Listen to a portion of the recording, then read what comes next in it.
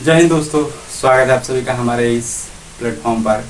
जैसा कि आप सभी लोगों को पता चल ही गया होगा कि आरआरबी टेक्नीशियन ग्रेड 1 और ग्रेड 3 की वैकेंसी आ चुकी है। तो आइए इस बारे में हम आप लोगों को पूरी डिटेल वीडियो लेकर आ रहे हैं और समझाएंगे कि इसका कब से कम तक फॉर्म भरा जाएगा, इसकी करेक्शन डेट क्या रहने वाली है, कौन लोग इसमें फॉर्म भर सकते हैं और किसको कितना छूट मिलने वाली है, और इसमें कितना क्वालिफिकेशन चाहिए और कितनी सैलरी इसमें मिलेगी आप लोगों को। तो चलिए बिना देर के वीडियो को शुरू करते हैं। तो चलिए आइए देखते हैं।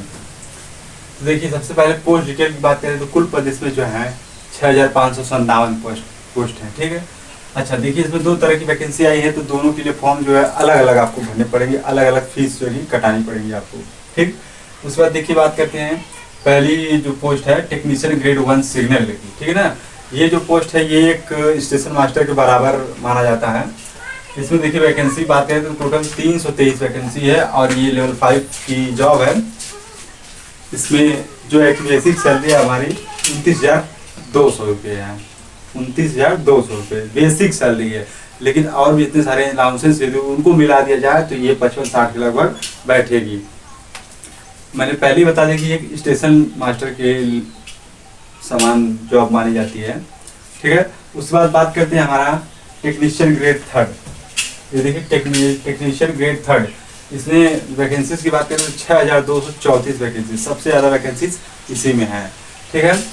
तो देखिए ये लेवल 2 की जॉब है और इसमें बेसिक सैलरी 19,900 रुपये। ये सिर्फ बेसिक सैलरी है। ठीक है। इसमें और जितने अलाउंसेस जुड़ते हैं वो सब जुड़ेंगे तो और अच्छी खासी सैलरी बनेगी। तो और आगे देखिए फॉर्म भरने की महत्वपूर्ण तिथियों के बारे में बात करते हैं हम लोग। तो देखिए इसमें ऑनलाइन जो है कि स्टार्ट होगा 30 जून 2026 से। ठीक है। ऑनलाइन इसका 30 जून 2026 से स्टार्ट होगा और लास्ट डेट क्या रहने वाली है फॉर्म भरने की 29 जुलाई 2026। ठीक है।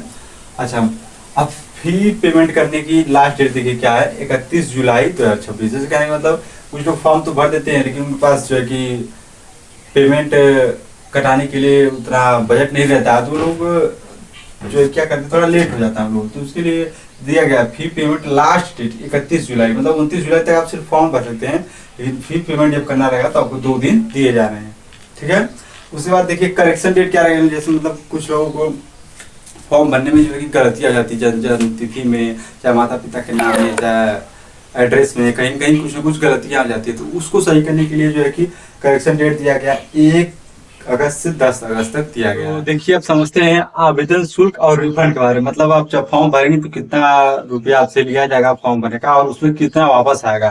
तो देखिए ध्यान से, यदि आप जनरल या ओबीसी या ईडब्ल्यूएस कैटेगरी के हैं तो आपका जो है कि 500 रुपये फॉर्म भरने लगेगा। और यदि आप CBT 1, जो CBT 1 मतलब इसमें एक ही एग्जाम होता है, CBT जब देने जाएंगे कंप्यूटर बेस्ड टेस्ट जब दे देंगे और देख कर जब आएंगे तो आपको जो 400 रुपये वापस मिल जाएंगे। 500 में से 100 रुपये जो है अपना चार्ज रख लेंगे सब। उसके बाद यदि SC ST और फीमेल किसी भी कैटेगरी का और एक सर्विस मैन हो या EBC कैटेगरी को, तो आप लोगों का 250 रुपये फॉर्म भरते टाइम रहेगा और जो है कि फॉर्म एग्जाम देने के बाद जो है कि आपका 250 को 250 पूरा वापिस आ जाएगा आपके अकाउंट में।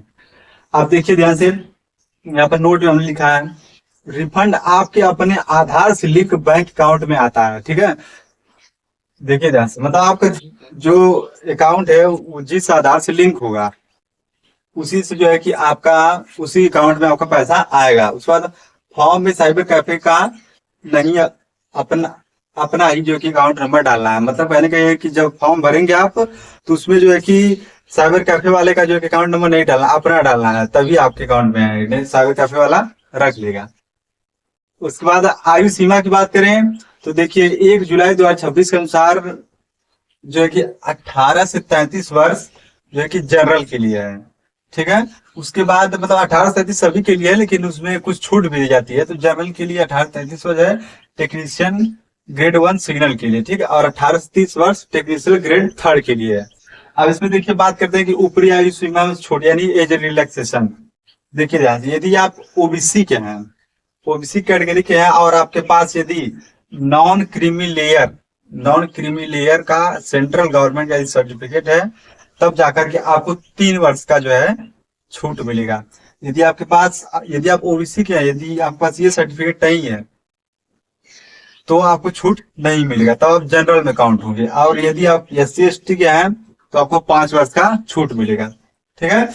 ध्यान रखिएगा, आप लोगों को ओबीसी कैटेगरी से यदि आते हैं तो 3 वर्ष का छूट तभी मिलेगा जब आप ओबीसी की छूट तभी मिलेगी जब सेंट्रल गवर्नमेंट का नॉन क्रीमिलियर सर्टिफिकेट होगा। तो चलिए अब आगे समझते हैं कि और क्या क्या चीजें हैं इसके बारे में। अब बात करते हैं हम लोग क्वालिफिकेशन के बारे में। तो क्वालिफिकेशन देखिए ध्यान से आप लोग, यहाँ इसमें मैंने बताया था आप लोगों की 2 तरह की पोस्ट हैं, एक है GR1 सिग्नल की और एक है GR3।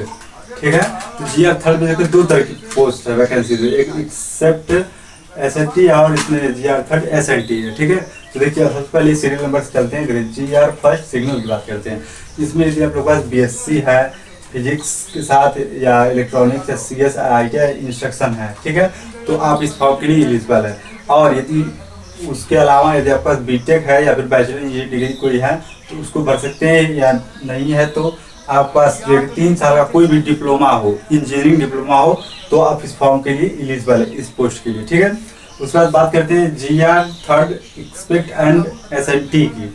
इसमें देखिए 10th पास जो है कि मांगा गया है, उसके साथ साथ जो है कि ITI आपका उस पोस्ट से संबंधित ट्रेड से होना चाहिए, ITI का सर्टिफिकेट। ठीक है, अच्छा मान लीजिए आपके पास ये नहीं है तो आपके पास जो कि 10th होना चाहिए और अप्रेंटिस जो है CCA के साथ आपका। ठीक है, उसके बाद बात करते हैं आपका ग्रेड 3 SNT की बात करते हैं हम। ठीक है, इसमें देखिए आपका 10वीं पास होना चाहिए और साथ साथ ITI का सर्टिफिकेट होना चाहिए। यदि आपके पास ये नहीं है तो आप 12वीं यदि किए हैं फिजिक्स केमिस्ट्री मैथ से तो भी आप इस फॉर्म के लिए एलिजिबल हैं। सिर्फ ग्रेड 3 SNT की इसकी बातें देख लीजिए, 12वीं की जिक्र कहीं नहीं किया गया, सिर्फ इसमें बात किया गया है कि 12वीं पास वाले PCM वाले ग्रेड 3 SNT के फॉर्म भर सकते हैं। देखिए यहाँ पर हमने ध्यान देने में नोट में लिखा भी है कि ITI की जगह बीटेक या डिप्लोमा से ग्रेड 3 नहीं भर सकते। ग्रेड 3 कौन सा, इसको बात कर रहे हैं, ग्रेड 3। ठीक है, ITI की जगह, यहाँ पर ITI दिया गया है, ITI होना चाहिए। ठीक है, तो इसकी जगह आप बीटेक या डिप्लोमा किए हैं तो आप इस फॉर्म को नहीं भर सकते, ITI होना चाहिए इस पोस्ट के लिए। ठीक, अच्छा यदि आप 12वीं PCM वाले हैं सिर्फ SNT ग्रेड 3 भर सकते हैं, यानी आपने 12वीं पास की है सिर्फ फिजिक्स केमिस्ट्री मैथ सब्जेक्ट से तो आप SNT ग्रेड 3 भर सकते हैं, यानी कि SNT ग्रेड 3 इस पोस्ट के लिए आप अप्लाई कर सकते हैं। ठीक है, उम्मीद करते हैं, आशा करते हैं कि आप सभी लोगों को मैंने जितना भी बताया है उसमें आप लोगों को सब कुछ समझ में आया होगा। यदि आप लोगों को कोई भी डाउट होगा तो आप लोग कमेंट बॉक्स में कमेंट करके ज़रूर पूछिएगा। और अगली वीडियो मैं फिर ला रहा हूँ जो है कि उसमें मैं इसके पूरे सिलेबस के बारे में बताऊँगा। ठीक है, तो फिर मिलते हैं अगली वीडियो में, तब तक के लिए जय हिंद।